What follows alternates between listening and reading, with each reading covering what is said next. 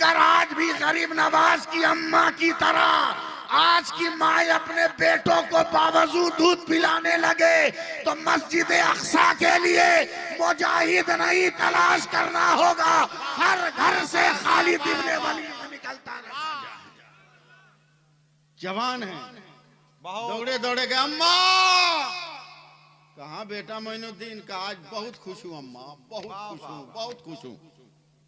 मेरे ख्वाजा की अम्मा कहती बेटा क्या मिल गया? बोला आज 1000 काफिरों को मैंने कलमा पढ़ा दिया। और तो मेरी बहन बेटियों माओ के उम्र के जो हो गौर से सुनो, आज बहुत अच्छे। मेरे गरीब नवाज कहते अम्मा हमने आज 1000 काफिरों को कलमा पढ़ाकर मुसलमान कर दिया। नहीं ऐसे नहीं, जोर से बोलो। तब ख्वाजा पाक की अम्मा मुस्कुरा कर कहती है बेटा इसमें तुमको खुश होने की क्या जरूरत है? का क्या मतलब? बोला ये कमाल तुम्हारा थोड़ी है, ये कमाल तो मेरा है। क्या कहने? मेरे ख्वाजा पाक के पांव डगमगा गए। अम्मी जान तेरा आपका कमाल कैसे? तबलीग किया मैंने, कुरान पर सुनाया मैंने, कलमा रटाया मैंने, नमाज समझाया मैंने, इस्लाम पहुंचाया मैं पत्थरों की चोट खाता रहा, मैं मजहब की तबलीग करता रहा, कमाल आपका कैसे? सुनो सुनो जलसे में आने वालों सुनो। बहुत अच्छे। मेरे ख्वाजा पाक की अम्मा की आंखों में आंसू आ गए। फरमाते बेटा हाँ हाँ कसम खुदा की ये कमाल मेरा है। बोला कैसे? कहा जब तू बच्चा था दूध पीता था ना,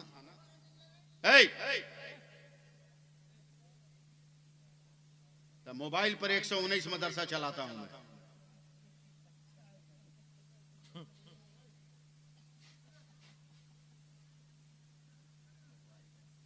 डांट दूं तो अच्छे अच्छे बदअकीदों का वजू टूट गया।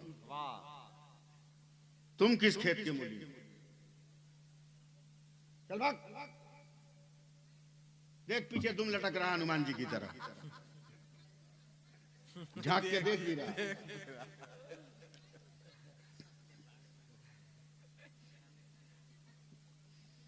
आप सुभान अल्लाह बोलो। बात ध्यान से निकल गई। कहा बेटा मेरा कमाल है। जरा सा माहौल बनाइए सुभान अल्लाह कह के। कहा माँ तेरा कमाल कैसे? मैंने मेहनत किया है। कहा बेटा जब तू छोटा था ना, दूध पीता था ना, भूख लगती थी, जब तुम दूध पीने के लिए रोते थे ना, तो मैं तुमको दूध नहीं पिलाती थी, पहले वजू करती थी, फिर तुमको अपने गोद में बैठाती थी, फिर तुमको अपने कलेजे से लगाकर मैं दूध पिलाना शुरू करती। तो जब तक तू दूध पीता मैं अपने नबी पे दरूदे पाक पढ़ती रहती थी, और जब तू मुंह हटा लेता तब मैं दुआ के लिए हाथ उठाती। अल्लाह मेरे बेटे ने मेरी छाती से दूध के जितने कतरे पिए हैं, हर कतरे के बदले में उसका दर्जा बुलंद कर दे। अगर आज भी गरीब नवाज की अम्मा की तरह आज की माए अपने बेटों को बावजूद दूध पिलाने लगे तो मस्जिद अक्सा के लिए मुजाहिद नहीं तलाश करना होगा। हर घर से खालिद इब्ने वलीद निकलता रहता।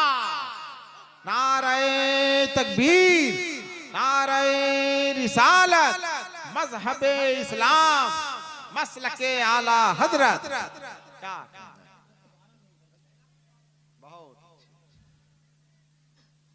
अब गौर कर। वाह वाह क्या जिंदगी।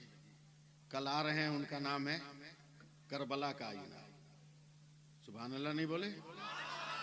नहीं समझ रहे हैं तो हम नाम ले रहे हैं एहतरामन। हुजूर गुलजारे मिल्लत तशरीफ ला। जरा सा गौर से सुनिएगा मुझको।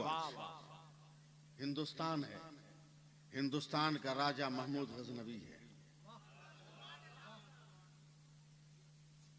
अचानक अपने दरबार में ऐलान करता है कोई है जो मुझको हजरत खिजीर अलैहिस्सलाम की जियारत करा दे? है कोई दरबार में? सन्नाटा। एक दुबला पतला बड़ा गरीब कमजोर लक लक आदमी खड़ा हुआ। बोला हुजूर ये काम मैं कर सकता हूं। बोला कैसे? बोला 6 महीना तक मुझको चिल्ला करना होगा। का करो? का यहां नहीं, दरिया के किनारे रात दिन बैठकर मुझको वजीफा पढ़ना होगा। का इजाजत है करो। का 6 महीना हम नौकरी छोड़ के वजीफा पढ़ेंगे तो हमारा बाल बच्चा को कौन खिलाएगा? हिंदुस्तान के राजा महमूद गजनवी ने कहा इसकी फिक्र मत कर, तेरे पूरे खानदान को मैं खिलाऊंगा। 6 महीना 1 दिन हो गए। गांव का क्या नाम है ये? जंगीपुर है?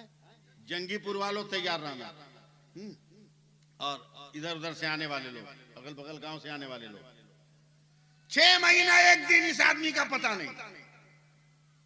बुलवाया गया। कहा क्या हुआ? बोला हुजूर माफ कीजिए, बड़ी दिक्कत हो रही है, जियारत मुमकिन नहीं है। बोला तब क्या होगा? कहा 6 महीना और अगर टाइम दीजिएगा तो हम दिखा सकते हैं खिज़र अलैहिस्सलाम को। बोला जाओ। बोला मेरे बाल बच्चों का क्या होगा? बोला फिर छाल भर खिलाएंगे तुमको। अब 1 साल 1 दिन हो गया। कल आने वाले हैं गुलजारे मिल्लत, सुनिएगा सुनिएगा, कल आने वाले हैं। क्या कहने? 1 साल 1 दिन हो गया, पता नहीं, पकड़ के मंगवाया महमूद गजनवी ने। बोला क्या हुआ?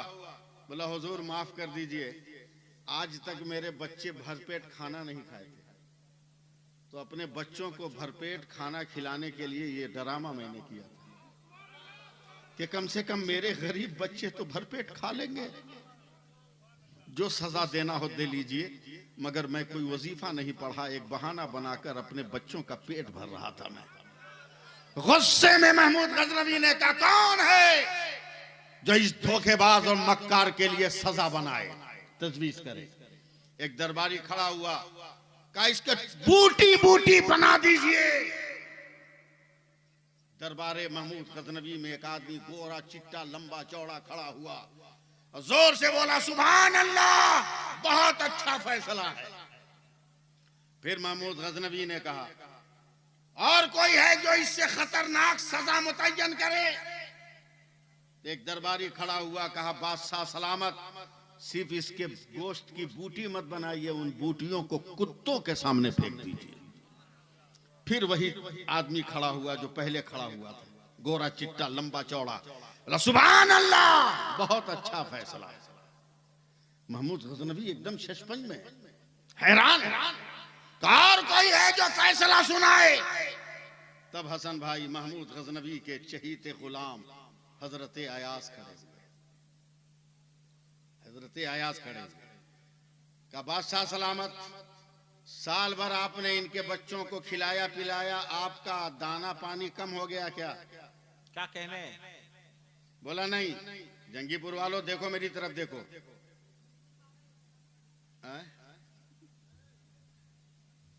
कुछ और नाम है का? फितरत दिखा रहा है जंगीपुर। क्या कहने? सुनिए सुनिए, सुभान लगाइए। हजरत अयाज ने कहा हुजूर इतने दिन तक इसके बाल बच्चे को खिलाया, आपका राशन पानी कम हो गया। बोला नहीं। बोला आपकी जो अजमत है, आपके उरूज का जो डंका बज रहा है, उसमें कोई कमी हुई? बोला नहीं। बोला बेहतर है तब इस गरीब को माफ कर दिया जाए। बैठ जाओ भैया, बैठ जाओ। बेहतर इस गरीब को माफ कर दिया जाए। वही आदमी उठा, फिर हसन भाई जोर से बोला सुभान अल्लाह, बहुत अच्छा फैसला। तब हजरत महमूद गजनवी ने कहा खड़े रहना, बैठना मत, कल गुलजारे मिल्लत आ रहे हैं, मेरी तकरीर के जुमले सुनिएगा। कहा तू बता। उसने कहा बूटी बना के फेंक दो, तुमने कहा सुभान अल्लाह, अच्छा फैसला। उसने कहा कुत्तों के सामने डाल दो, तुमने कहा सुभान अल्लाह, अच्छा फैसला। मेरे अयाज ने कहा माफ कर दो, तो तुमने कहा अच्छा फैसला। तब वो इंसान कहता है बादशाह सलामत मुझे माफ कीजिएगा, पहले जो दरबारी बोला बूटी बना दीजिए, वो नहीं बोल रहा था, उसके बाप का खून बोल रहा था। क्या क्या मतलब? क्या उसका बाप कसाई है, जो बाप की फितरत है वही बेटा की फितरत है। का दूसरे ने कहा कुत्तों के सामने डाल दो, का ये भी उसका कसूर नहीं है, उसके खून का कसूर है। उसका बाप दूसरे बादशाह के यहाँ गोश्त की बूटियों को कुत्ते के सामने रखता है, तो उसके खून से वही आवाज आ रही थी। और अयाज ने कहा माफ कर दो, तो ये हुसैन का बेटा है।